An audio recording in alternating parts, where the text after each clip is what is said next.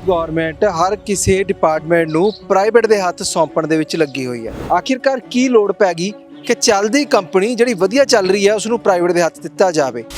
ਫਿਰ private player ਕੀ ਕਰੇਗਾ ਕਿ ਯੂਨਿਟ ਵੀ ਮਹਿੰਗੀ ਕਰੇਗਾ ਤੇ ਸਰਕਾਰ ਦੇ ਹੱਥ ਵੀ ਠੂਠਾ ਫੜਾਏਗਾ।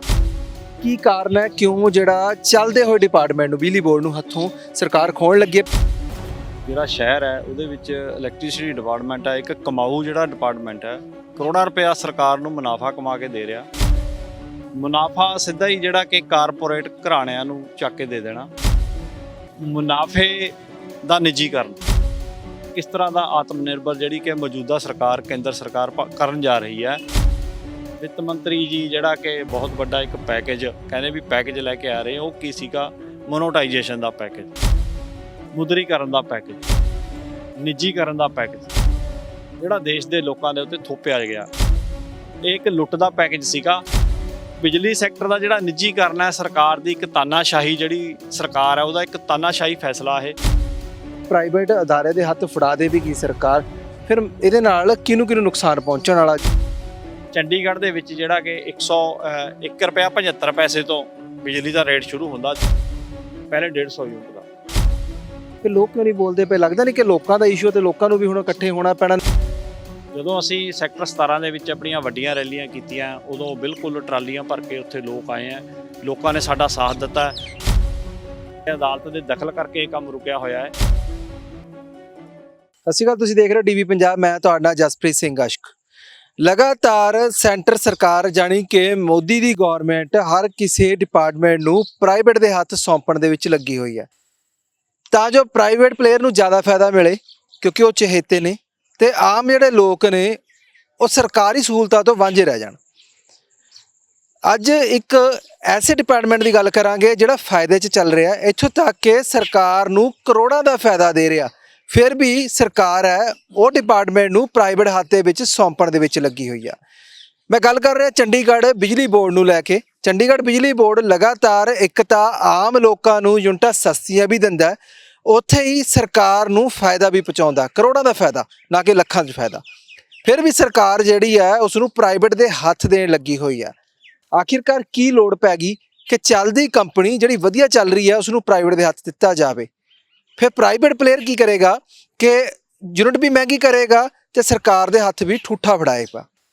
ਇਸੇ ਤਰੀਕੇ ਨਾਲ ਕੇਵਲ ਚੰਡੀਗੜ੍ਹ 'ਚ ਨਹੀਂ ਧੱਕਾ ਹੋ ਰਿਹਾ, ਪੌਂਡੂਚੇਰੀ ਜਾਂ ਬਹੁਤ ਸਾਰੇ ਹੋਰ ਜਗ੍ਹਾਵਾਂ ਨੇ ਜਿੱਥੇ ਧੱਕਾ ਹੋ ਰਿਹਾ। ਸਾਡੇ ਨਾਲ ਸੁਖਵਿੰਦਰ ਸਿੰਘ ਨੇ ਜਿਹੜੇ ਕਿ ਵਾਈਸ ਪ੍ਰੈਜ਼ੀਡੈਂਟ ਨੇ ਚੰਡੀਗੜ੍ਹ ਬਿਜਲੀ ਬੋਰਡ ਦੀ ਇੱਕ ਯੂਨੀਅਨ ਬਣੀ ਹੋਈ, ਉਸ 'ਤੇ ਉਹਨਾਂ ਨਾਲ ਗੱਲਬਾਤ ਕਰ ਲੈਂਦੇ ਆ ਕਿ ਪੂਰਾ ਮਾਮਲਾ ਹੈ ਕੀ ਆ, ਕਿਉਂ ਹੱਥੋਂ ਖੋਣ ਲੱਗੀ ਹੈ ਸਰਕਾਰ ਇਸ ਬਿਜਲੀ ਬੋਰਡ ਨੂੰ। ਸੁਖਵਿੰਦਰ ਜੀ ਬਹੁਤ ਬਹੁਤ ਸਵਾਗਤ। ਬਹੁਤ ਬਹੁਤ ਧੰਨਵਾਦ ਜੀ ਤੁਹਾਡਾ ਜਸਪ੍ਰੀਤ ਜੀ। ਸੁਖਵਿੰਦਰ ਜੀ, ਕੀ ਕਾਰਨ ਹੈ ਕਿਉਂ ਜਿਹੜਾ ਚੱਲਦੇ ਹੋਏ ਡਿਪਾਰਟਮੈਂਟ ਨੂੰ ਬਿਜਲੀ ਬੋਰਡ ਨੂੰ ਹੱਥੋਂ ਸਰਕਾਰ ਖੋਣ ਲੱਗੀ ਹੈ? ਪਿੱਛੇ ਤੁਸੀਂ ਧਰਨੇ ਮੁਜ਼ਾਹਰੇ ਵੀ ਕੀਤੇ ਆ, ਪਰ ਫਿਰ ਪ੍ਰੋਸੈਸ ਅਜੇ ਤੱਕ ਜਾਰੀ। ਜਸਪ੍ਰੀਤ ਜੀ, ਗੱਲ ਇਹ ਹੈ ਵੀ ਕਾਰਨ ਜੇ ਅਸੀਂ ਦੇਖੀਏ ਤਾਂ ਕਾਰਨ ਸਿੱਧਾ ਇੱਕ ਜਿਹੜਾ ਕਾਰਨ ਇਸ ਟਾਈਮ ਇੱਕ ਚੰਡੀਗੜ੍ਹ ਵਰਗੇ ਜਿਹੜਾ ਸ਼ਹਿਰ ਹੈ ਉਹਦੇ ਵਿੱਚ ਇਲੈਕਟ੍ਰਿਸਿਟੀ ਡਿਪਾਰਟਮੈਂਟ ਹੈ, ਇੱਕ ਕਮਾਊ ਜਿਹੜਾ ਡਿਪਾਰਟਮੈਂਟ ਹੈ, ਕਰੋੜਾਂ ਰੁਪਇਆ ਸਰਕਾਰ ਨੂੰ ਮੁਨਾਫਾ ਕਮਾ ਕੇ ਦੇ ਰਿਹਾ। ਅਜਿਹੇ ਡਿਪਾਰਟਮੈਂਟ ਨੂੰ ਪ੍ਰਾਈਵੇਟ ਕਰਨਾ, ਇਹਦੇ ਪਿੱਛੇ ਕਾਰਨ ਕੀ ਹੈ ਕਿ ਮੁਨਾਫਾ ਸਿੱਧਾ ਹੀ ਜਿਹੜਾ ਕਿ ਕਾਰਪੋਰੇਟ ਘਰਾਣਿਆਂ ਨੂੰ ਚੱਕ ਕੇ ਦੇ ਦੇਣਾ। ਸਰਕਾਰ ਇੱਕ ਸੂਤਰੀ ਪ੍ਰੋਗਰਾਮ ਦੇ ਤਹਿਤ ਚੱਲ ਰਹੀ ਹੈ ਕਿ ਮੁਨਾਫੇ ਦਾ ਨਿੱਜੀਕਰਨ। ਇੱਕ ਪਾਸੇ ਤਾਂ ਰੌਲਾ ਪਾਇਆ ਜਾ ਰਿਹਾ ਕਿ ਦੇਸ਼ ਦੇ ਵਿੱਚ ਜਿਹੜਾ ਆਤਮ ਨਿਰਭਰ ਭਾਰਤ ਦੇ ਨਾਂ ਦੇ ਉੱਤੇ ਜਿਹੜਾ ਕਿ ਬਹੁਤ ਵੱਡਾ ਪ੍ਰਚਾਰ ਸਰਕਾਰ ਵੱਲੋਂ ਕੀਤਾ ਜਾ ਰਿਹਾ। ਹੁਣ ਆਤਮ ਨਿਰਭਰ ਦੀ ਜਿਹੜੀ ਪਰਿਭਾਸ਼ਾ ਹੈ ਉਹ ਵੀ ਸਾਨੂੰ ਸਮਝ ਨਹੀਂ ਆਉਂਦੀ ਕਿ ਕਿਸ ਤਰ੍ਹਾਂ ਦਾ ਆਤਮ ਨਿਰਭਰ ਜਿਹੜੀ ਕਿ ਮੌਜੂਦਾ ਸਰਕਾਰ ਕੇਂਦਰ ਸਰਕਾਰ ਕਰਨ ਜਾ ਰਹੀ ਹੈ। ਆਤਮ ਨਿਰਭਰ ਦਾ ਮਤਲਬ ਹੁੰਦਾ ਕਿ ਜਿਹੜਾ ਕੋਈ ਪਰਿਵਾਰ ਹੈ, ਕੋਈ ਦੇਸ਼ ਹੈ, ਉਹ ਆਪਣੀ ਕਮਾਈ ਕਰੇ ਤੇ ਆਪਣੀ ਕਮਾਈ ਕਰਕੇ ਉਹਦੇ ਵਿੱਚੋਂ ਆਪਣਾ ਗੁਜ਼ਾਰਾ ਕਰੇ ਤੇ ਮੁਨਾਫਾ ਵੀ ਕਮਾਵੇ ਤੇ ਉਹਦੇ ਵਿੱਚੋਂ ਦੂਜਿਆਂ ਨੂੰ ਵੀ ਖਵਾਵੇ, ਉਹਨੂੰ ਆਪਾਂ ਆਤਮ ਨਿਰਭਰ ਕਹਿੰਦੇ ਆ। ਹੁਣ ਜਦ ਅਸੀਂ ਕਿਸੇ ਕਾਰਪੋਰੇਟ ਘਰਾਣੇ ਨੂੰ ਕੋਈ ਚੀਜ਼ ਜਿਹੜੀ ਮੁਨਾਫੇ 'ਚ ਹੈ ਉਹ ਅਸੀਂ ਕਿਸੇ ਹੋਰ ਦੇ ਹੱਥ ਦੇ ਰਹੇ ਹਾਂ, ਹੁਣ ਉਹ ਤਾਂ ਆਪਣੀ ਮਰਜ਼ੀ ਦੇ ਨਾਲ ਲੋਕਾਂ ਨੂੰ ਚੀਜ਼ ਦੇਵੇਗਾ ਤੇ ਉਹ ਮੁਨਾਫਾ ਸਰਕਾਰ ਦੇ ਕੋਲ ਥੋੜ੍ਹੀ ਜਾਏਗਾ। ਅਸੀਂ ਤਾਂ ਉਹਦੇ ਗੁਲਾਮ ਬਣ ਕੇ ਰਹਿ ਜਾਵਾਂਗੇ, ਆਤਮ ਨਿਰਭਰ ਕਿੱਥੋਂ ਹੋਵਾਂਗੇ? ਸਭ ਤੋਂ ਪਹਿਲੀ ਗੱਲ ਤਾਂ ਇਹ ਹੈ। ਦੂਜੀ ਗੱਲ ਇਹ ਹੈ ਕਿ ਚੰਡੀਗੜ੍ਹ ਵਰਗਾ ਜਿਹੜਾ ਸਾਫ ਸੁਥਰਾ ਸ਼ਹਿਰ ਹੈ ਭਾਰਤ ਦੇ ਵਿੱਚ, ਇੱਕ ਉਹਨਾਂ ਸੁੰਦਰ ਸ਼ਹਿਰਾਂ ਦੇ ਵਿੱਚੋਂ, ਉਹਨਾਂ ਸੋਹਣੇ ਜਿਹੜੇ ਵਿਉਂਤਬੰਦ ਸ਼ਹਿਰਾਂ ਦੇ ਵਿੱਚੋਂ ਇੱਕ ਆਪਣੀ ਅਹਿਮ ਸਥਾਨ ਜਿਹੜਾ ਹਿੰਦੁਸਤਾਨ ਦੇ ਵਿੱਚ ਰੱਖਦਾ ਤੇ ਉਹਦਾ ਜਿਹੜਾ ਬਿਜਲੀ ਦਾ ਸਿਸਟਮ ਹੈ ਚੰਡੀਗੜ੍ਹ ਦਾ, ਉਹ ਵੀ ਹਿੰਦੁਸਤਾਨ ਦੇ ਜਿਹੜੇ ਚੁਣਿੰਦਾ ਜਿਹੜੇ ਅਦਾਰੇ ਹੈ, ਚੁਣਿੰਦਾ ਡਿਪਾਰਟਮੈਂਟ ਹੈ ਬਿਜਲੀ ਦੇ, ਜਿਵੇਂ ਸਾਡਾ ਯੂਟੀ ਇਲੈਕਟ੍ਰਿਸਿਟੀ ਡਿਪਾਰਟਮੈਂਟ ਹੈ, ਉਹਨਾਂ 'ਚੋਂ ਸਾਡਾ ਡਿਪਾਰਟਮੈਂਟ ਜਿਹੜਾ ਹੈਗਾ ਇੱਕ ਬਹੁਤ ਵਧੀਆ ਨਤੀਜੇ ਦੇ ਰਿਹਾ। ਪਿਛਲੇ 5 ਸਾਲਾਂ 6 ਸਾਲਾਂ ਤੋਂ ਜਿਹੜਾ ਕਿ ਬੈਸਟ ਪਰਫਾਰਮੈਂਸ ਜਿਹੜੀ ਸਾਰੀ ਯੂਟੀਜ਼ ਦੇ ਵਿੱਚੋਂ ਲਗਾਤਾਰ ਇਹਨੇ ਜਿਹੜੇ ਇਨਾਮ ਜਿੱਤੇ ਆ ਚੰਡੀਗੜ੍ਹ ਨੇ। ਸੋ ਇਹਨੂੰ ਪ੍ਰਾਈਵੇਟ ਕਰਨ ਦੀ ਕੋਈ ਤੁਕ ਨਹੀਂ ਸੀ ਬਣਦੀ। ਜਦੋਂ ਕੋਵਿਡ ਦਾ ਦੌਰ ਸੀ, ਕੋਵਿਡ ਦੇ ਦੌਰ ਦੇ ਵਿੱਚ ਸਾਰੀ ਦੁਨੀਆ ਜਿਹੜੀ ਆਪੋ ਆਪਣੇ ਘਰਾਂ ਦੇ ਅੰਦਰ ਬੰਦ ਸੀ, ਉਦੋਂ ਵੀ ਸਾਰੇ ਦੇਸ਼ ਦਾ ਬਿਜਲੀ ਕਰਮਚਾਰੀ, ਸਿਹਤ ਕਰਮਚਾਰੀ ਸਮੇਤ ਹੋਰ ਜਿਹੜੇ ਜ਼ਰੂਰੀ ਸੇਵਾਵਾਂ ਵਾਲੇ ਕਰਮਚਾਰੀ ਆ, ਉਹ ਆਪੋ ਆਪਣੀਆਂ ਡਿਊਟੀਆਂ 'ਤੇ ਸੀਗੇ। ਬਿਜਲੀ ਵਿਭਾਗ ਚੰਡੀਗੜ੍ਹ ਦਾ ਮੁਲਾਜ਼ਮ ਵੀ ਆਪੋ ਆਪਣੀਆਂ ਡਿਊਟੀਆਂ 'ਤੇ ਸੀਗਾ। ਅਸੀਂ ਇੱਕ ਦਿਨ ਵੀ ਜਿਹੜਾ ਆਪਣੇ ਘਰ ਬੈਠ ਕੇ ਨਹੀਂ ਦੇਖਿਆ। ਤੇ ਉਸੇ ਦੌਰਾਨ ਜਿਹੜਾ ਕਿ ਕੋਵਿਡ ਦੇ ਦੌਰਾਨ ਹੀ ਜਦੋਂ ਅਪ੍ਰੈਲ ਦੇ ਮਹੀਨੇ 'ਚ ਨਿਰਮਲ ਸੀਤਾਰਮਨ ਜੀ ਜਦੋਂ ਸਾਰਾ ਦੇਸ਼ ਬੰਦ ਹੁੰਦਾ, ਤਾਂ ਲੋਕਾਂ ਨੂੰ ਆਸ ਹੁੰਦੀ ਹੈ ਕਿ ਅੱਜ ਸਾਡੇ ਖਜ਼ਾਨਾ ਮੰਤਰੀ ਦੀ ਪ੍ਰੈਸ ਕਾਨਫਰੰਸ ਹੈ ਤੇ ਸਾਡੇ ਦੇਸ਼ ਦੇ ਲਈ ਕੋਈ ਜਿਹੜੀਆਂ ਸ਼ੁਭ ਸ਼ਗਨ ਜਾਂ ਸ਼ੁਭ ਵਿਚਾਰ ਜਾਂ ਕੋਈ ਖੁਸ਼ਖਬਰੀਆਂ ਆਉਣਗੀਆਂ। ਤਾਂ ਉਸ ਦਿਨ ਵਿੱਤ ਮੰਤਰੀ ਜੀ ਜਿਹੜਾ ਕਿ ਬਹੁਤ ਵੱਡਾ ਇੱਕ ਪੈਕੇਜ ਕਹਿੰਦੇ ਵੀ ਪੈਕੇਜ ਲੈ ਕੇ ਆ ਰਹੇ, ਉਹ ਕੀ ਸੀਗਾ? ਮੋਨੋਟਾਈਜੇਸ਼ਨ ਦਾ ਪੈਕੇਜ, ਮੁਦਰੀਕਰਨ ਦਾ ਪੈਕੇਜ, ਨਿੱਜੀਕਰਨ ਦਾ ਪੈਕੇਜ, ਜਿਹੜਾ ਦੇਸ਼ ਦੇ ਲੋਕਾਂ ਦੇ ਉੱਤੇ ਥੋਪਿਆ ਗਿਆ। ਜਿੱਦਾਂ ਕਹਿ ਦਈਏ ਕਿ ਲੁੱਟ ਦਾ ਪੈਕੇਜ, ਜਿਹੜਾ ਲੋਕਾਂ ਨੂੰ ਲੁੱਟ ਕੇ ਆਪਣੇ ਖਜ਼ਾਨੇ ਭਰਨ, ਖਜ਼ਾਨੇ ਸਰਕਾਰੀ ਨਹੀਂ, ਆਪਣੇ ਹੱਥੀ ਪ੍ਰਾਈਵੇਟ। ਬਿਲਕੁਲ ਬਿਲਕੁਲ, ਤੁਸੀਂ ਸਹੀ ਕਿਹਾ ਜੀ, ਇਹ ਇੱਕ ਲੁੱਟ ਦਾ ਪੈਕੇਜ ਸੀਗਾ। ਸੋ ਉਸ ਦੇ ਦੌਰਾਨ ਜਿਹੜਾ ਕਿ ਉਹਨਾਂ ਨੇ ਦੇਸ਼ ਦੀਆਂ ਜਿਹੜੀਆਂ 8-9 ਯੂਟੀਜ਼ ਹੈਗੀਆਂ ਹੈ, ਉਹਨਾਂ ਨੇ ਸਪੈਸ਼ਲ ਉਹਦੇ ਵਿੱਚ ਹੀ ਅਨਾਉਂਸ ਕੀਤਾ ਕਿ ਦੇਸ਼ ਦੀਆਂ ਯੂਟੀਜ਼ ਨੂੰ 100% ਜਿਹੜਾ ਕਿ ਬਿਜਲੀ ਸੈਕਟਰ ਦਾ ਨਿੱਜੀਕਰਨ ਕੀਤਾ ਜਾਵੇਗਾ। ਉਸ ਦੌਰਾਨ ਬਿਜਲੀ ਸੈਕਟਰ ਦੇ ਨਿੱਜੀਕਰਨ ਦਾ ਉਹਨਾਂ ਨੇ ਸਪੈਸ਼ਲ ਜ਼ਿਕਰ ਕੀਤਾ।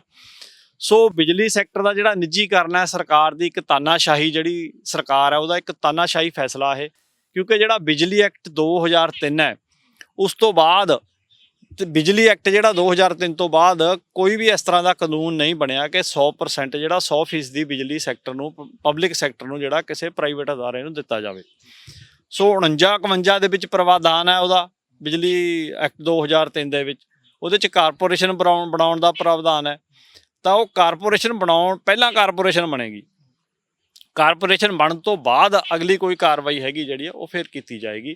ਸੋ ਉਸ ਤੋਂ ਬਾਅਦ ਫਿਰ ਕੀ ਹੁੰਦਾ ਹੈ ਕਿ ਸਰਕਾਰ ਜਿਹੜੀ ਕਿ ਇੱਕ ਇਸ ਸਾਡੇ ਅਦਾਰੇ ਨੂੰ ਪ੍ਰਾਈਵੇਟ ਕਰਨ ਦੇ ਲਈ ਉਹ ਇੱਕ ਸਰਗਰਮੀ ਆਰੰਭ ਦਿੰਦੀ ਹੈ, ਜਿਹੜਾ ਕਿ SBD ਸਪੈਸ਼ਲ ਜਿਹੜੇ bidding document, special bidding document ਜਿਹੜਾ ਇੱਕ ਤਿਆਰ ਕੀਤਾ ਜਾਂਦਾ, ਉਹ ਬਿਡਿੰਗ ਡਾਕੂਮੈਂਟ ਜਿਹੜਾ ਇੱਥੇ ਐਡਮਿਨਿਸਟ੍ਰੇਸ਼ਨ ਨੂੰ ਭੇਜ ਕੇ ਉਹਦਾ ਇੱਕ ਮਸੌਦਾ ਭੇਜ ਦਿੱਤਾ ਜਾਂਦਾ ਕਿ ਇਹਦੇ ਤਹਿਤ ਜਿਹੜੇ ਬਿਡਿੰਗ ਡਾਕੂਮੈਂਟ ਤੁਸੀਂ ਤਿਆਰ ਕਰੋ, ਇਹਦਾ ਟੈਂਡਰ ਲਾਓ ਤੇ 100% ਵੇਚੋ। ਉਦੋਂ ਤੋਂ ਲੈ ਕੇ 2020 ਤੋਂ ਲੈ ਕੇ ਜਿਹੜੇ ਅਸੀਂ ਇਸ ਚੀਜ਼ ਦਾ ਵਿਰੋਧ ਕਰਦੇ ਆ ਰਹੇ ਹਾਂ, ਪੂਰਾ ਅਸੀਂ ਇਸ ਚੀਜ਼ ਦਾ ਵਿਰੋਧ ਕੀਤਾ ਹੈ। ਜਦੋਂ ਉਹਨਾਂ ਨੇ ਟੈਂਡਰ ਲਾਇਆ ਉਦੋਂ ਅਸੀਂ ਇਸ ਦਾ ਵਿਰੋਧ ਕੀਤਾ। ਜਿਹੜਾ ਟੈਂਡਰ ਹੈ ਉਹ ਟੈਂਡਰ ਵੀ ਸਹੀ ਤਰੀਕੇ ਨਾਲ ਨਹੀਂ ਲਾਇਆ ਗਿਆ। ਪੂਰੀਆਂ ਸ਼ਰਤਾਂ ਜਿਹੜੀਆਂ ਕਿ ਟੈਂਡਰ ਦੀਆਂ ਸ਼ਰਤਾਂ, ਉਸ ਦੇ ਤਹਿਤ ਵੀ ਟੈਂਡਰ ਨਹੀਂ ਲਾਇਆ ਗਿਆ। ਜਾਣੀ ਆਪਾਂ 100 ਗੱਲਾਂ ਦੀ ਇੱਕ ਗੱਲ ਕਹਿ ਦਈਏ ਕਿ ਸੰਵਿਧਾਨ ਨੂੰ, ਕਾਨੂੰਨ ਨੂੰ, ਬਿਜਲੀ ਐਕਟ ਨੂੰ ਪੈਰਾਂ ਥੱਲੇ ਮਧੋਲ ਕੇ ਇਹਨਾਂ ਨੇ ਜਿਹੜਾ ਕਿ ਆਹ ਚੰਡੀਗੜ੍ਹ ਦੇ ਬਿਜਲੀ ਵਿਭਾਗ ਨੂੰ ਵੇਚਣ ਦਾ ਸੈਂਟਰ ਸਰਕਾਰ ਨੇ ਫੈਸਲਾ ਕੀਤਾ। ਬਿਲਕੁਲ, ਐਕਟ ਦੀ ਗੱਲ ਕਰਦੇ ਹੋ ਜਾਂ ਬਿਡਿੰਗ ਦੀ ਗੱਲ ਕਰਦੇ ਹੋ? ਬਿਡਿੰਗ ਦੀ ਗੱਲ ਸਭ ਤੋਂ ਪਹਿਲਾਂ ਗੱਲ ਕਰ ਲੈਂਦੇ ਆ ਵੀ ਬਿਡਿੰਗ ਦੀ ਗੱਲ ਕੀਤੀ ਆ ਵੀ ਤਾਂ ਕਿ ਬੋਲੀ ਲਾਓ ਤੇ ਕਿਸੇ ਹੱਥ ਫੜਾ ਦਿਓ।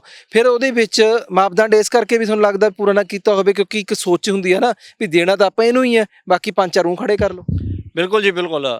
ਇੱਕ ਜਦੋਂ ਇੱਕ ਹੋਰ ਇਹਦੇ 'ਚ ਜਿਹੜਾ ਕਿ ਇਹਨਾਂ ਨੇ ਸ਼ੈਤਾਨੀ ਕੀਤੀ ਹੈ, ਬਿਡਿੰਗ ਦੀ ਜਿਹੜੀ ਲਾਸਟ ਡੇਟ ਸੀ, ਕਿ ਲਾਸਟ ਡੇਟ ਤੋਂ ਬਾਅਦ ਜਿਹੜਾ ਕਿ ਦੁਬਾਰੇ ਕਿਸੇ ਨੂੰ ਜੇ ਟੈਂਡਰ ਤੁਸੀਂ ਦੇਣਾ ਤਾਂ ਉਹਦੇ ਵਾਸਤੇ ਟੈਂਡਰ ਦੀ ਡੇਟ ਤੁਸੀਂ ਵਧਾਈ ਜਾ ਸਕਦੀ। ਅਤੇ ਇਹਨਾਂ ਨੇ ਕੀ ਕੀਤਾ ਜੀ, ਉੱਥੇ ਬਿਡਿੰਗ ਡਾਕੂਮੈਂਟ ਦੇ ਲਈ ਜਿਹੜੇ ਪਾਉਣ ਦੇ ਲਈ, ਬੋਲੀ ਹੋਰ ਲਾਉਣ ਦੇ ਲਈ ਇਹਨਾਂ ਨੇ ਹਫ਼ਤੇ ਦੀ ਡੇਟ ਹੋਰ ਵਧਾ ਦਿੱਤੀ। ਉਸ ਡੇਟ ਦੇ ਦੌਰਾਨ ਜਿਹੜੀ ਹੁਣ ਕੰਪਨੀ ਨੇ ਸਾਡਾ ਕੰਟਰੈਕਟ ਜਿਹੜਾ ਸਭ ਤੋਂ ਵੱਧ ਜਿਹਦੀ ਬੋਲੀ ਲੱਗੀ ਆ, ਉਹ ਜਿਹੜੀ ਕੰਪਨੀ ਆ ਉਸ ਤੋਂ ਬਾਅਦ ਆਈ ਹੈ। ਸੋ ਉੱਥੇ ਵੀ ਦਾਲ 'ਚ ਕਾਲਾ, ਅਸੀਂ ਉਸ ਚੀਜ਼ ਦਾ ਹੀ ਵਿਰੋਧ ਕੀਤਾ। ਅਸੀਂ ਕੋਰਟ 'ਚ ਇਸ ਚੀਜ਼ ਨੂੰ ਲੈ ਕੇ ਲੜ ਰਹੇ ਹਾਂ ਕਿ ਕਾਨੂੰਨੀ ਪ੍ਰਕਿਰਿਆ ਟੈਂਡਰ ਨੂੰ ਲੈ ਕੇ ਬਿਲਕੁਲ ਨਹੀਂ ਆਰੰਭੀ ਗਈ, ਗੈਰ ਕਾਨੂੰਨੀ ਪ੍ਰਕਿਰਿਆ ਚਲਾਈ ਗਈ ਹੈ। ਟੈਂਡਰ ਨੂੰ ਜਿਹੜੀ ਗੈਰ ਕਾਨੂੰਨੀ ਪ੍ਰਕਿਰਿਆ ਕਰਕੇ ਇਹਨੂੰ ਰੱਦ ਕੀਤਾ ਜਾਵੇ। ਅਤੇ ਚੰਡੀਗੜ੍ਹ ਦਾ ਜਿਹੜਾ ਬਿਜਲੀ ਵਿਭਾਗ ਹੈ ਉਹ ਮੁਨਾਫੇ ਦੇ ਵਿੱਚ ਚੱਲ ਰਿਹਾ ਪਿਛਲੇ ਕਈ ਸਾਲਾਂ ਤੋਂ।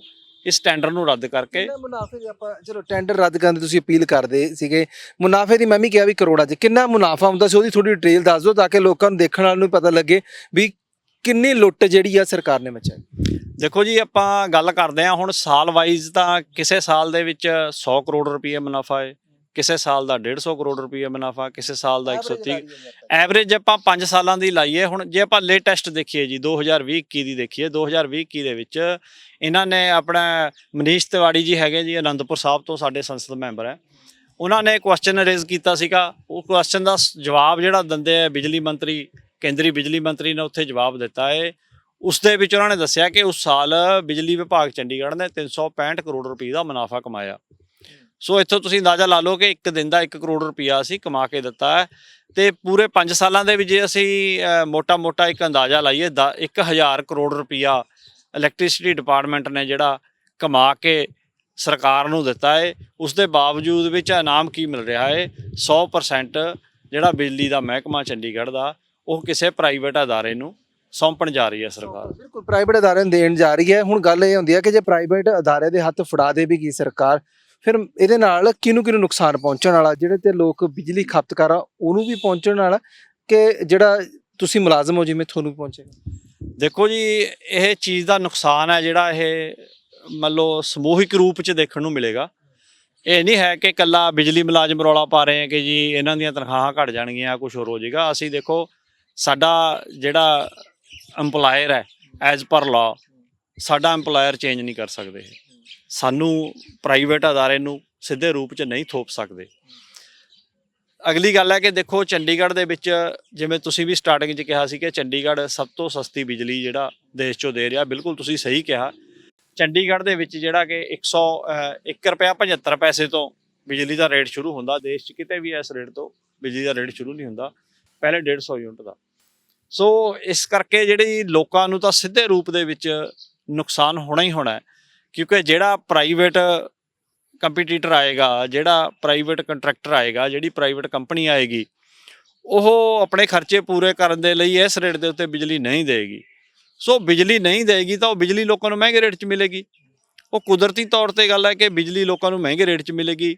ਤੇ ਅਗਲੀ ਗੱਲ ਇੰਡਸਟਰੀ ਦੀ। ਹੁਣ ਇੰਡਸਟਰੀ ਨੂੰ ਵੀ ਜਿਹੜਾ ਕਿ ਚੰਡੀਗੜ੍ਹ ਦੇ ਵਿੱਚ ਮੈਕਸੀਮਮ ਜਿਹੜਾ NRS ਜਿਹੜਾ ਯੂਨਿਟ ਹੈਗਾ 5 ਰੁਪਏ ਦੇ ਕਰੀਬ, 4.5-5 ਰੁਪਏ ਦੇ ਪੈਂਦਾ, ਉਹ ਉਹਨਾਂ ਨੂੰ ਨਹੀਂ ਮਿਲੇਗਾ।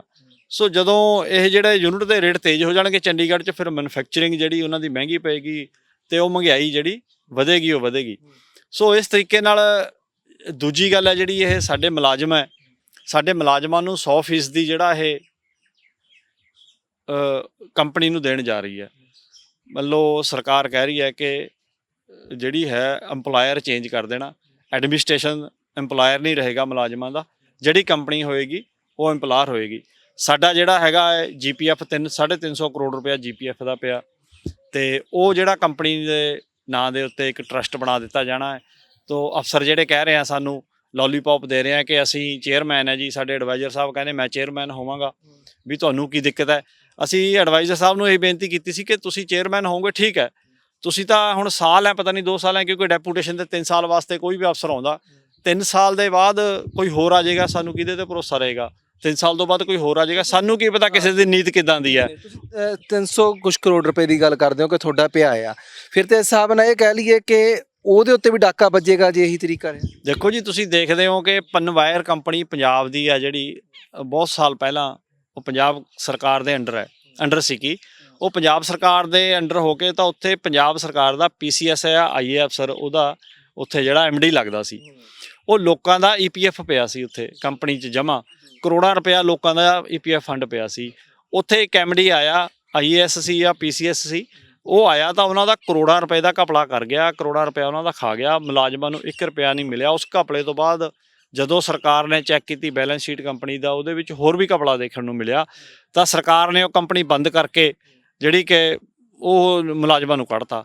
ਜਦੋਂ ਮੁਲਾਜ਼ਮਾਂ ਨੂੰ ਕੱਢਿਆ ਤਾਂ ਮੁਲਾਜ਼ਮਾਂ ਦਾ ਜਿਹੜਾ ਕਰੋੜਾਂ ਰੁਪਏ ਦੇ ਫੰਡ ਸੀਗੇ, ਉਹ ਉਸ ਤੋਂ ਉਹਨਾਂ ਦੇ ਹੱਥ ਖਾਲੀ ਦੇ ਖਾਲੀ ਰਹਿ ਗਏ। ਉਸ ਤੋਂ ਬਾਅਦ ਜਿਹੜਾ ਉਹਨਾਂ ਮੁਲਾਜ਼ਮਾਂ ਦਾ ਹਸ਼ਰ ਹੋਇਆ, ਉਹਨਾਂ ਨੇ ਲੋਕਾਂ ਦੇ ਭਾਂਡੇ ਮਾਂਜ ਕੇ ਆਪਣੇ ਬੱਚੇ ਪੜ੍ਹਾਏ ਆ। ਸੋ ਮੇਰੇ ਕਹਿਣ ਦਾ ਇਹ ਉਦਾਹਰਨ ਦੇਣ ਦਾ ਮਤਲਬ ਇਹ ਸੀਗਾ ਕਿ ਅਸੀਂ ਕਿਸ ਤਰ੍ਹਾਂ ਦਾ ਭਰੋਸਾ ਕਰ ਲਈਏ ਕਿ ਜਿਹੜਾ ਬੰਦਾ ਆਏਗਾ ਕੀ ਉਹ ਸੇਫ ਹੋਏਗਾ ਸਾਡਾ GPF, ਕਿ ਸਾਡੇ ਜਿਹੜੇ ਹੈਗੇ ਸਰਵਿਸ ਕੰਡੀਸ਼ਨ ਜੋ ਉੱਥੇ ਸੇਫ ਹੋਣਗੀਆਂ। ਸਾਨੂੰ ਤਾਂ ਸਰਕਾਰ ਨੇ, ਚੰਡੀਗੜ੍ਹ ਐਡਮਿਨਿਸਟ੍ਰੇਸ਼ਨ ਨੇ, ਅਸੀਂ ਉਹਨਾਂ ਦੀਆਂ ਸਰਵਿਸ ਕੰਡੀਸ਼ਨਾਂ ਦੇ ਉੱਤੇ ਨੌਕਰੀ ਕਰਨ ਲੱਗੇ ਹਾਂ, ਤਾਂ ਅਸੀਂ ਉਹਨਾਂ ਦੀਆਂ ਸਰਵਿਸ ਕੰਡੀਸ਼ਨਾਂ ਦੇ ਉੱਤੇ ਹੀ ਰਿਟਾਇਰ ਹੋਣਾ ਚਾਹੁੰਦੇ ਹਾਂ। ਜਦ ਤੁਸੀਂ ਕਹਿੰਦੇ ਹੋ ਕਿ ਜਿਹੜਾ ਐਕਟ ਹੈ ਜਦ ਉਹਨੂੰ ਬਦਲਿਆ ਜਾ ਰਿਹਾ, ਉਹਨੂੰ ਸ਼ੱਕਰ ਟੰਗਤਾ ਹੈ, ਲਾਅ ਨੂੰ ਜਿਹੜਾ ਨਹੀਂ ਸਮਝਿਆ ਰਿਹਾ, ਸੰਵਿਧਾਨ ਨੂੰ ਇਗਨੋਰ ਕੀਤਾ ਜਾ ਰਿਹਾ, ਫਿਰ ਕੀ ਇਹਦੇ ਉੱਤੇ ਸ਼ੋਰਟੀ ਆ ਕਿ ਤੁਹਾਡੇ ਕੰਟਰੈਕਟ ਉਸ ਤਰੀਕੇ ਨਾਲ ਰਹਿਣਗੇ? ਕੱਲ ਤਾਂ ਤੁਹਾਨੂੰ ਕਹਿ ਦੇਣਗੇ ਵੀ ਤੁਸੀਂ ਭਾਈ ਵੱਧ ਤਨਖਾਹ ਲੈਂਦੇ ਹੋ, ਸਾਡੇ ਕੋਲ ਤਾਂ ਘੱਟ ਵਾਲਾ ਸੀ ਬੰਦਾ ਰੱਖਾਂਗੇ, ਚਲੋ ਬਾਹਰ ਨਿਕਲੋ ਇੱਥੋਂ। ਹੁਣ ਸਾਡੇ ਜਿਹੜੇ ਪੱਕੇ ਮੁਲਾਜ਼ਮ ਆ, ਦੇਖੋ ਜੀ, ਕਿਸੇ ਦੀ ਵੀ ਤਨਖਾਹ ਹੈਗੀ ਆ ਜਿਹੜੀ, ਦੇਖੋ ਤਨਖਾਹ 30-30 ਸਾਲ ਹੋ ਗਏ, 25-25 ਸਾਲ ਹੋ ਗਏ, 20-20 ਸਾਲ ਹੋ ਗਏ ਮੁਲਾਜ਼ਮਾਂ ਨੂੰ ਜੋਬ ਕਰਦਿਆਂ ਨੂੰ। ਸੋ ਸਮੇਂ-ਸਮੇਂ ਉਹਨਾਂ ਦਾ ਇੰਕਰੀਮੈਂਟ ਲੱਗਦਾ, ਉਹਨਾਂ ਦੀ ਸੈਲਰੀ ਜਿਹੜੀ ਵੱਧਦੀ ਹੈ, ਤੇ ਉਹ ਸੈਲਰੀ ਵੱਧਦੀ ਕਿਸੇ ਦੀ 50,000 ਤਨਖਾਹ ਹੈ, ਕਿਸੇ ਦੀ ਲੱਖ ਰੁਪਇਆ ਤਨਖਾਹ ਹੈ, ਕਿਸੇ ਦੀ 1.5 ਲੱਖ ਤਨਖਾਹ ਹੈ। ਹੁਣ ਜਿਹੜਾ ਫਰੈਸ਼ਰ ਆਉਣਗੇ ਕੰਪਨੀ ਦੇ ਕੋਲ, ਕੋਈ 20,000 'ਚ ਮਿਲੇਗਾ, ਕੋਈ 25,000 'ਚ ਮਿਲੇਗਾ, ਡਿਗਰੀ ਹੋਲਡਰ ਕੋਈ 30,000 'ਚ ਮਿਲੇਗਾ। ਸੋ ਨੈਚੁਰਲੀ ਹੈ ਜਿਹੜੀ ਪ੍ਰਾਈਵੇਟ ਕੰਪਨੀ ਆਏਗੀ, ਉਹਦਾ ਇੱਕੋ ਇੱਕ ਮਕਸਦ ਹੁੰਦਾ ਹੈ ਕਿ ਵੱਧ ਤੋਂ ਵੱਧ ਮੁਨਾਫਾ ਕਮਾਇਆ ਜਾਵੇ, ਘੱਟ ਤੋਂ ਘੱਟ ਪੈਸੇ ਲਾ ਕੇ। ਸੋ ਉਹ ਨੈਚੁਰਲੀ ਗੱਲ ਹੈ ਕਿ ਉਹ ਪੁਰਾਣੇ ਬੰਦਿਆਂ ਨੂੰ ਆਨੇ ਬਹਾਨੇ ਕਰਕੇ ਉਸ ਘਰ ਤੋਰੇਗੀ ਅਤੇ ਨਵੇਂ ਬੰਦਿਆਂ ਨੂੰ ਰੱਖੇਗੀ। ਠੀਕ ਹੈ, ਤੁਸੀਂ ਤਾਂ ਬਿਲਕੁਲ ਗੱਲ ਪਹਿਲਾਂ ਕਹੀ ਹੈ ਕਿ ਮੁਲਾਜ਼ਮ ਕਰਕੇ ਲੋਕ ਕਹਿਣਗੇ ਵੀ ਇਹ ਤਾਂ ਮੁਲਾਜ਼ਮ ਨੇ, ਇਹਨਾਂ ਦੀਆਂ ਤਨਖਾਹ ਘਟਦੀਆਂ ਤਾਂ ਰੌਲਾ ਪਾਉਂਦੇ ਨੇ, ਪਰ ਇੱਥੇ ਲੋਕ ਕਿਉਂ ਨਹੀਂ ਬੋਲਦੇ ਪਏ? ਹੁਣ ਜਿਸ ਤਰੀਕੇ ਨਾਲ ਤੁਸੀਂ ਦੱਸਿਆ ਕਿ ਆਮ ਲੋਕਾਂ ਨੂੰ ਵੀ ਤਾਂ ਘਾਟਾ ਪੈਣ ਵਾਲਾ, 1.5 ਰੁਪਏ ਯੂਨਿਟ ਕਿਤੋਂ ਨਹੀਂ ਮਿਲਦੀ ਹੈ, ਆਉਂਦੀ ਸਾਰੇ 3 ਵੀ ਹੋ ਜੂਗੀ, 6 ਵੀ ਹੋ ਸਕਦੀ ਆ।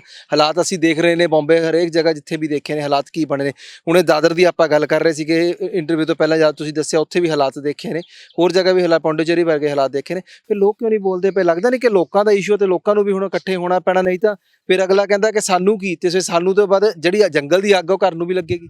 ਬਿਲਕੁਲ ਜੀ, ਪਰ ਅਸੀਂ ਇਸ ਗੱਲੋਂ ਖੁਸ਼ਕਿਸਮਤ ਆ ਕਿ ਚੰਡੀਗੜ੍ਹ ਦੇ ਲੋਕਾਂ ਨੇ, ਜਦੋਂ ਅਸੀਂ 22 ਫਰਵਰੀ ਨੂੰ 22-23 ਫਰਵਰੀ ਨੂੰ ਸਟ੍ਰਾਈਕ ਕੀਤੀ ਸੀ ਇਸ ਪ੍ਰਾਈਵੇਟਾਈਜੇਸ਼ਨ ਦੇ ਖਿਲਾਫ, ਤਾਂ ਉਦੋਂ ਜਿਹੜਾ ਕਿ ਚੰਡੀਗੜ੍ਹ ਦੇ ਲੋਕ ਆਪਣੇ ਘਰਾਂ ਚੋਂ ਨਿਕਲ ਕੇ ਸਾਡੇ ਨਾਲ ਤੁਰੇ ਆ। ਅਸੀਂ ਉਹਨਾਂ ਦਾ ਧੰਨਵਾਦ ਵੀ ਕਰਦੇ ਹਾਂ। ਚੰਡੀਗੜ੍ਹ ਦੇ ਲੋਕ ਜਾਗਰੂਕ ਹੈ ਜੀ। ਚੰਡੀਗੜ੍ਹ ਦੀਆਂ ਜਿੰਨੀਆਂ ਵੀ ਸੈਕਟਰ ਦੀਆਂ ਵੈਲਫੇਅਰ ਐਸੋਸੀਏਸ਼ਨਸ ਨੇ, ਚੰਡੀਗੜ੍ਹ ਦੀਆਂ ਕਿਸਾਨ ਜਥੇਬੰਦੀਆਂ ਨੇ, ਚੰਡੀਗੜ੍ਹ ਦੀਆਂ ਨੌਜਵਾਨ ਜਥੇਬੰਦੀਆਂ ਨੇ, ਚੰਡੀਗੜ੍ਹ ਦੀਆਂ ਬਾਕੀ ਜਿਹੜੀਆਂ ਪੋਲੀਟੀਕਲ ਪਾਰਟੀਜ਼ ਨੇ, ਪੇਂਡੂ ਸੰਘਰਸ਼ ਕਮੇਟੀ ਹੈ, ਸੋ ਗੁਰਦੁਆਰਾ ਪ੍ਰਬੰਧਕ ਕਮੇਟੀਆਂ ਨੇ, ਉਹ ਸਾਰੀਆਂ ਸਾਡੇ ਨਾਲ ਨੇ ਸੰਘਰਸ਼ 'ਚ। ਜਦੋਂ ਅਸੀਂ ਸੈਕਟਰ 17 ਦੇ ਵਿੱਚ ਆਪਣੀਆਂ ਵੱਡੀਆਂ ਰੈਲੀਆਂ ਕੀਤੀਆਂ, ਉਦੋਂ ਬਿਲਕੁਲ ਟਰਾਲੀਆਂ ਭਰ ਕੇ ਉੱਥੇ ਲੋਕ ਆਏ ਆ, ਲੋਕਾਂ ਨੇ ਸਾਡਾ ਸਾਥ ਦਿੱਤਾ। ਸਟ੍ਰਾਈਕ ਦੇ ਦੌਰਾਨ ਬਿਜਲੀ ਬੰਦ ਰਹੀ ਆ, ਉਦੋਂ ਵੀ ਲੋਕਾਂ ਨੇ ਸਾਡਾ ਸਾਥ ਦਿੱਤਾ। ਸੋ ਅਸੀਂ ਚੰਡੀਗੜ੍ਹ ਦੇ ਲੋਕਾਂ ਦਾ ਵੀ ਧੰਨਵਾਦ ਕਰਦੇ ਹਾਂ। ਇਸੇ ਤਰ੍ਹਾਂ ਅਸੀਂ ਹੋਰ ਸਟੇਟਾਂ ਦੇ ਲੋਕਾਂ ਨੂੰ, ਪੰਜਾਬ ਦੇ ਲੋਕਾਂ ਨੂੰ, ਜਾਂ ਦੂਜੇ ਲੋਕਾਂ ਨੂੰ, ਜਾਂ ਚੰਡੀਗੜ੍ਹ ਦੇ ਲੋਕਾਂ ਨੂੰ ਜਿਨ੍ਹਾਂ ਨੂੰ ਹਲੇ ਇਸ ਗੱਲ ਦਾ ਨਹੀਂ ਪਤਾ ਕਿ ਸਰਕਾਰ ਪੂਰਨ ਰੂਪ ਦੇ ਵਿੱਚ ਤਿਆਰੀ ਕਰ ਚੁੱਕੀ ਹੈ ਚੰਡੀਗੜ੍ਹ ਨੂੰ ਪ੍ਰਾਈਵੇਟ ਹੱਥਾਂ 'ਚ ਦੇਣ ਲਈ। ਸਿਰਫ ਤੇ ਸਿਰਫ ਅਦਾਲਤੀ ਪ੍ਰਕਿਰਿਆ ਕਰਕੇ, ਅਦਾਲਤ ਦੇ ਦਖਲ ਕਰਕੇ ਇਹ ਕੰਮ ਰੁਕਿਆ ਹੋਇਆ ਹੈ। ਜੇ ਚੰਡੀਗੜ੍ਹ ਦਾ ਸਮੁੱਚਾ ਬਿਜਲੀ ਕੰਮ ਆ ਉਦੋਂ ਫਰਵਰੀ ਦੇ ਵਿੱਚ ਸਟ੍ਰਾਈਕ ਨਾ ਕਰਦਾ, ਤਾਂ ਹੁਣ ਨੂੰ ਅਸੀਂ ਅੱਜ ਪ੍ਰਾਈਵੇਟ ਲਾਲੇ ਦੇ ਬਿਜਲੀ ਦੇ ਬਿੱਲ ਭਰਦੇ ਹੁੰਦੇ। ਸੋ ਚੰਡੀਗੜ੍ਹ ਦੇ ਲੋਕ ਇਸ ਗੱਲ ਨੂੰ ਲੈ ਕੇ ਖੁਸ਼ਕਿਸਮਤ ਹੈ। ਇਹ ਵੀ ਮਤਲਬ ਤੁਹਾਡੀ ਮੈਂ ਕਹਿੰਦਾ ਖੁਸ਼ਕਿਸਮਤੀ ਹੈ ਕਿ ਕੋਈ ਤਾਂ ਜਾਗਦਾ, ਨਹੀਂ ਤਾਂ ਬਹੁਤ ਸਾਰੇ ਲੋਕ ਨੇ ਜਿਹੜੇ ਅੱਜ ਗੁਲਾਮ ਹੋਏ ਨੇ, ਜਾਗੇ ਅੰਨੇ ਭਗਤ ਹੋਏ ਨੇ, ਪਰ ਜਾਗਣ ਨੂੰ ਕੋਈ ਤਿਆਰ। ਬਿਲਕੁਲ ਜੀ, ਬਿਲਕੁਲ। ਲੋਕਤੰਤਰ ਦਾ ਮਤਲਬ ਹੈ ਕਿ ਲੋਕਾਂ ਦੀ ਸਰਕਾਰ, ਤੇ ਜਦੋਂ ਸਰਕਾਰ ਹੀ ਲੋਕਾਂ ਦੇ ਵਿਰੁੱਧ ਹੋ ਜਾਵੇ, ਸਰਕਾਰ ਹੀ ਲੋਕਾਂ ਨੂੰ ਗਹਿਣੇ ਰੱਖਣ ਲੱਗ ਜਾਵੇ ਪ੍ਰਾਈਵੇਟ ਲੋਕਾਂ ਦੇ ਕੋਲ, ਕਾਰਪੋਰੇਟ ਘਰਾਣਿਆਂ ਦੇ ਕੋਲ, ਫਿਰ ਉਹ ਮੰਨ ਲਓ ਉੱਠਣ ਦਾ, ਜਾਗਣ ਦਾ ਵੇਲਾ ਹੈ। ਸੋ ਅਸੀਂ ਤਾਂ ਇਹੀ ਲੋਕਾਂ ਨੂੰ ਸੁਨੇਹਾ ਦੇਵਾਂਗੇ ਕਿ ਤੁਸੀਂ ਜਿਵੇਂ ਕਿਸਾਨ ਅੰਦੋਲਨ ਦੇ ਵਿੱਚ ਵੱਧ ਚੜ੍ਹ ਕੇ ਹਿੱਸਾ ਲਿਆ, ਆਪਾਂ ਸਾਰਿਆਂ ਨੇ, ਕਿਸਾਨ ਅੰਦੋਲਨ ਨੇ ਸਾਰੇ ਦੇਸ਼ ਨੂੰ ਕਿਹਾ, ਪੂਰੇ ਵਰਲਡ ਨੂੰ ਇਹ ਦੱਸ ਦਿੱਤਾ ਹੈ ਕਿ ਐਜੀਟੇਸ਼ਨ ਕਿਸ ਤਰ੍ਹਾਂ ਹੁੰਦੀ ਹੈ ਅਤੇ ਸਰਕਾਰਾਂ ਦੇ ਮੂੰਹ ਕਿਸ ਤਰ੍ਹਾਂ ਮੋੜੇ ਜਾਂਦੇ ਆ। ਸੋ ਹੁਣ ਸਾਡਾ ਇਹ ਮੰਨ ਲਓ ਮੌਕਾ ਬੈਠਣ ਦਾ ਨਹੀਂ ਹੈ। ਅਤੇ ਇਸੇ ਸੰਬੰਧ ਦੇ ਵਿੱਚ ਜਿਹੜੀ ਕਿ ਚੰਡੀਗੜ੍ਹ ਦੇ ਵਿੱਚ electricity employees federation of India, ਜਿਹੜੇ ਸਮੁੱਚੇ ਚੰਡੀਗੜ੍ਹ ਦਾ ਸਮੁੱਚੇ ਇੰਡੀਆ ਦਾ ਬਿਜਲੀ ਕੰਮ ਆ, ਚੰਡੀਗੜ੍ਹ ਦੇ ਵਿੱਚ ਇਕੱਠਾ ਹੋ ਰਿਹਾ। 3 ਦਿਨ ਦੀ ਕਾਨਫਰੰਸ ਜਿਹੜੀ ਕੱਲ੍ਹ ਤੋਂ ਚੱਲ ਰਹੀ ਹੈ। ਸੋ ਇਹਦੇ ਵਿੱਚ ਇਹੀ ਜਿਹੜਾ ਕਿ ਅਗਲੇ ਸੰਘਰਸ਼ਾਂ ਦਾ ਬਿਗਲ ਵਜਾਇਆ ਜਾ ਰਿਹਾ ਹੈ। ਕੇਂਦਰ ਸਰਕਾਰ ਨੂੰ ਸੰਘਰਸ਼ ਦੀ ਗੱਲ ਸੁਖਵਿੰਦਰ ਜੀ ਕਹਿ ਰਹੇ ਹੋ, ਕੇਂਦਰ ਸਰਕਾਰ ਨੂੰ ਜਗਾਉਣ ਦੀ ਗੱਲ ਕਰ ਰਹੇ, ਪਰ ਇੱਕ ਗੱਲ ਜ਼ਰੂਰ ਜਿਹੜੀ ਆ ਇੰਪੋਰਟੈਂਟ ਆ ਉੱਤੇ ਤੇ ਗੱਲ ਕਰਨੀ ਪੈਣੀ। ਇੱਕ ਮਹਿਕਮਾ ਬੜਾ ਬਖੂਬੀ ਚੱਲ ਰਿਹਾ, ਬੜਾ ਪੈਸੇ ਦੇ ਰਿਹਾ, ਸਭ ਕੁਝ ਸਹੀ ਚੱਲਦਾ ਪਿਆ, ਫਿਰ ਕਿਉਂ ਸਰਕਾਰ ਪ੍ਰਾਈਵੇਟ ਹੱਥ ਲਈ ਸੌਂਪਣ ਦੇ ਉੱਤੇ ਨਹੀਂ ਉਤਾਵਲੀ ਹੋਈ ਆ, ਇੰਨੀ ਜ਼ਿਆਦਾ ਪੱਬਾ ਭਰ ਹੋਈ? ਸਰਕਾਰ ਦਾ ਤਾਂ ਇੱਕੋ ਇੱਕ ਏਜੰਡਾ ਜੀ, ਇੱਕ ਵਨ ਸੂਤਰੀ ਮੰਨ ਲਓ, ਕਹਿ ਲਓ ਇੱਕ ਸੂਤਰੀ ਪ੍ਰੋਗਰਾਮ ਹੈ ਕਿ ਆਪਣੇ ਜਿਹੜੇ ਮਿੱਤਰ ਹੈ, ਜਿਹੜੇ ਕਾਰਪੋਰੇਟ ਹੈ, ਜਿਹੜੇ ਇਹਨਾਂ ਨੂੰ ਫੰਡ ਦਿੰਦੇ ਆ ਇਲੈਕਸ਼ਨ ਦੇ ਵਿੱਚ, ਜਿਹੜੇ ਇਹਨਾਂ ਨੂੰ MP MLA ਖਰੀਦ ਕੇ ਦਿੰਦੇ ਆ, ਬਸ ਉਹਨਾਂ ਦੇ ਇਨਕਮ ਦੇ ਸੋਰਸ ਜਿਹੜੇ ਜਿੱਥੋਂ ਮੈਕਸੀਮਮ ਇਨਕਮ ਦੇ ਸੋਰਸ ਉਹਨਾਂ ਲਈ ਖੜ੍ਹੇ ਕੀਤੇ ਜਾਣ, ਤਾਂ ਉਹਨਾਂ ਲਈ ਸਰਕਾਰ ਕੰਮ ਕਰ ਰਹੀ ਹੈ। ਬੇਰੁਜ਼ਗਾਰੀ ਜਿਹੜੀ ਅਸਮਾਨ ਨੂੰ ਛੂਹ ਰਹੀ ਹੈ, ਭੁੱਖਮਰੀ ਅਸਮਾਨ ਨੂੰ ਛੂਹ ਰਹੀ ਹੈ, ਲੋਕ ਕਰਾ ਰਹੇ ਨੇ ਜੀ। ਕਿਸੇ ਕਿਸਮ ਦੀ ਲੋਕਾਂ ਨੂੰ ਕਿਸੇ ਟੈਕਸ ਤੋਂ ਰਾਹਤ ਨਹੀਂ ਹੈ, ਸੋ ਸਰਕਾਰ ਕੇਵਲ ਤੇ ਕੇਵਲ ਮੰਨ ਲਓ ਇੱਕ ਸੂਤਰੀ ਪ੍ਰੋਗਰਾਮ 'ਚ ਕੰਮ ਕਰ ਰਹੀ ਹੈ ਕਿ ਨਿੱਜੀ ਅਦਾਰਿਆਂ ਨੂੰ ਫਾਇਦੇ ਪਹੁੰਚਾਉਣ ਲਈ ਕੰਮ ਕਰ ਰਹੀ ਹੈ ਜੀ। ਨਿੱਜੀ ਅਦਾਰਿਆਂ ਨੂੰ ਫਾਇਦੇ ਦਿੱਤੇ ਜਾਣ ਤੇ ਉਹ ਕਰਦੇ ਦਿੱਤੇ ਜਾਣ।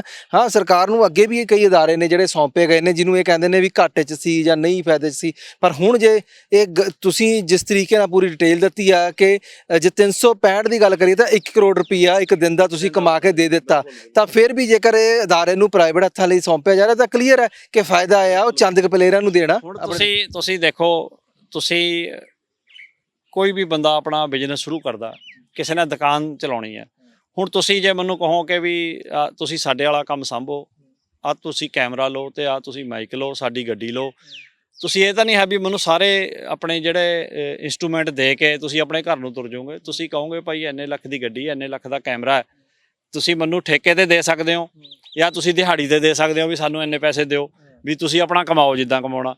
ਪਰ ਇੱਥੇ ਹੈਰਾਨੀ ਦੀ ਗੱਲ ਇਹ ਹੈਗੀ ਹੈ ਕਿ ਲੋਕਾਂ ਦਾ ਪੈਸਾ, ਲੋਕਾਂ ਦੇ ਫੰਡ ਦਾ ਪੈਸੇ ਦੇ ਉੱਤੇ ਜਿਹੜਾ ਇਨਫਰਾਸਟ੍ਰਕਚਰ ਬਿਜਲੀ ਮਹਿਕਮੇ ਦਾ ਲੱਗਿਆ ਹੋਇਆ, ਉਹਦਾ 1 ਵੀ ਰੁਪਿਆ ਨਹੀਂ ਲਿਆ ਜਾ ਰਿਹਾ ਕਿਸੇ ਕੰਪਨੀ ਤੋਂ। ਉਹਨਾਂ ਨੂੰ 1 ਰੁਪਏ ਰੋਜ਼ ਦਾ, 1 ਰੁਪਏ ਸਾਲ ਦੇ ਉੱਤੇ, 2 ਰੁਪਏ ਸਾਲ ਦੇ ਉੱਤੇ ਕਿਰਾਏ ਦੇ ਉੱਤੇ ਦਿੱਤਾ ਜਾ ਰਿਹਾ। ਅਸੀਂ ਤਿਆਰ ਹਾਂ, ਅਸੀਂ ਕਹਿ ਰਹੇ ਹਾਂ ਵੀ ਤੁਸੀਂ ਕੰਪਨੀ ਨੂੰ ਦਿਓ, ਪਰ ਸਾਡੇ ਪੈਰਲਲ ਦਿਓ ਨਾ, ਬਰਾਬਰ ਦਿਓ, ਕੰਪੀਟੀਟਰ ਬਣਾਓ ਸਾਨੂੰ। ਤੁਸੀਂ ਕਹੋ ਕੰਪਨੀ ਇਨਫਰਾਸਟ੍ਰਕਚਰ ਲਾਵੇ ਆਪਣਾ, ਕੰਪਨੀ ਆਪਣੇ ਸਬਸਟੇਸ਼ਨ ਲਾਵੇ, ਕੰਪਨੀ ਆਪਣੇ ਟਰਾਂਸਫਾਰਮਰ ਲਾਵੇ, ਕੰਪਨੀ ਆਪਣੇ ਪਾਵਰ ਪਲਾਂਟ ਲਾਵੇ। ਇੱਕ ਪਾਸੇ ਕੰਪਨੀ ਕੰਜ਼ੂਮਰ ਨੂੰ ਬਿਜਲੀ ਦੇਵੇ ਚੰਡੀਗੜ੍ਹ 'ਚ, ਇੱਕ ਪਾਸੇ ਅਸੀਂ ਦੇਵਾਂਗੇ ਬਿਜਲੀ ਵਿਭਾਗ ਵਾਲੇ। ਫਿਰ ਸਾਡੇ ਨਾਲ ਕੰਪੀਟੀਸ਼ਨ ਕਰੇ, ਦੇਖੋ ਫਿਰ ਪਤਾ ਲੱਗੇਗਾ ਕੌਣ ਕਿੱਥੇ ਖੜਦਾ। ਠੀਕ ਹੈ ਜੀ। ਤੇ ਗੱਲ ਤਾਂ ਇਹ ਹੈ ਨਾ, ਆਤਮ ਨਿਰਭਰ ਬਣਾਉਣਾ ਇਹ ਤਾਂ ਤੁਸੀਂ ਇਸ ਤਰੀਕੇ ਨਾਲ ਬਣਾਓ ਆਤਮ ਨਿਰਭਰ ਕਿ ਚੰਡੀਗੜ੍ਹ ਦਾ ਜਿਹੜਾ ਬਿਜਲੀ ਵਿਭਾਗ ਹੈ ਜਾਂ ਜਿਹੜੇ ਇੰਡੀਆ ਦੇ ਦੂਜੇ ਬਿਜਲੀ ਵਿਭਾਗ ਆ, ਉਹਨਾਂ 'ਚ ਕਿਹੜੀਆਂ ਘਾਟਾਂ ਉਹਨਾਂ ਨੂੰ ਪੂਰੀਆਂ ਕਰੋ, ਜਿਹੜੇ ਉਹਨਾਂ ਦੇ ਸਿਸਟਮ ਦੇ ਵਿੱਚ ਡਰਾਬੈਕ ਹੈ ਉਹਨਾਂ ਨੂੰ ਪੂਰੇ ਕਰੋ। ਹੁਣ ਸਾਡਾ ਇਨਫਰਾਸਟ੍ਰਕਚਰ ਪੁਰਾਣਾ ਹੋ ਗਿਆ, 60 70 ਸਾਲ ਦੇ ਸਬਸਟੇਸ਼ਨ ਬਣੇ ਹੋਏ ਆ, ਉਹਨਾਂ ਦੀ ਰਿਪੇਅਰ ਦੀ ਕੋਈ ਗੱਲ ਨਹੀਂ ਹੈ। ਸਾਡੇ ਕੋਲ ਕੋਈ ਸਮਾਨ ਨਹੀਂ ਹੈ, ਸਾਡੇ ਕੋਲ ਕੋਈ ਸੇਫਟੀ ਇਕਵਿਪਮੈਂਟ ਨਹੀਂ ਹੈ, ਸਾਡੇ ਕੋਲ ਅਪ ਟੂ ਡੇਟ ਜਿਹੜੇ ਔਜ਼ਾਰ ਨਹੀਂ ਹੈਗੇ।